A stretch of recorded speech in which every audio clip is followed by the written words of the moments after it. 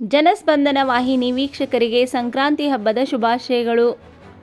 ಉತ್ತರ ಕನ್ನಡ ಜಿಲ್ಲೆಯ ಹಳೆಯ ದಾಂಡೇಲಿ ಜೋಡಾ ವಿಧಾನಸಭಾ ಕ್ಷೇತ್ರದ ವಿವಿಧ ಕಾಮಗಾರಿಗಳಿಗೆ ಸರ್ಕಾರದಿಂದ 22 ಕೋಟಿ ಅನುದಾನ ಮಂಜೂರಿಯಾಗಿದ್ದು, ಮೊರಾರ್ಜಿ ದೇಸಾಯಿ ವಸತಿ ಶಾಲೆಗಳ ನಿರ್ಮಾಣ ಹಾಗೂ ಬಿ.ಆರ್. ಅಂಬೇಡ್ಕರ್ ವಸತಿ ಶಾಲೆ, ಇಂದಿರಾ ಗಾಂಧಿ ವಸತಿ ಶಾಲೆ ಎಲ್ಲ ಅಭಿವೃದ್ಧಿಗಾಗಿ ಅನುದಾನ ಮಂಜೂರಿಯಾಗಿದ್ದು, ಮುಂದಿನ ದಿನಗಳಲ್ಲಿ ಈ ಎಲ್ಲ ಅಭಿವೃದ್ಧಿ ಕಾರ್ಯಕ್ರಮಗಳು ಸಾಕಾರಗೊಳ್ಳಲಿದೆ ಎಂದು ಶಾಸಕ ಆರ್.ವಿ. ದೇಶಪಾಂಡೆ ಅವರು ಹೇಳಿದರು.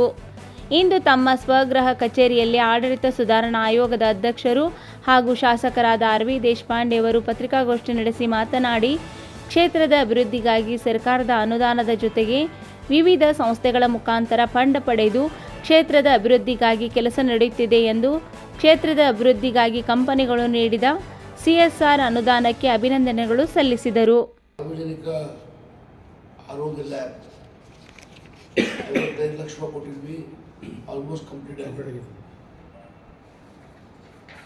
ಮಾರ್ಚುರಿ ಇಲ್ಲಿ ಇದ್ದಿಲ್ಲ, ಭಾಳ ವರ್ಷದಿಂದ ಮಾರ್ಚುರಿ ಹಿಂದೆ ಮಂಜೂರು ಮಾಡಿದ್ದೇನೆ, ಅದು ಕಂಪ್ಲೀಷನ್ ಹಂತದಲ್ಲೇ ಇದೆ. 4,60,000.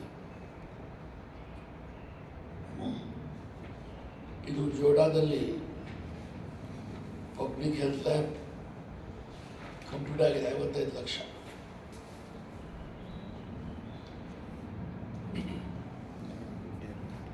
ಈ ಜೋಡಾದಲ್ಲಿ ಡಾಕ್ಟರ್ಗೆ ಭಾಳ ಕಷ್ಟ ಅಲ್ಲೇ, ಬಾಡಿಗೆ ಬಿಲ್ಡಿಂಗ್ ಸಿಗುವುದಿಲ್ಲ.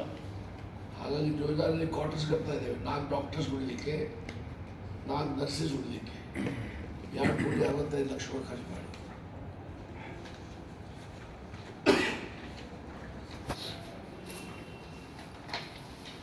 Actually over CSRಗೆ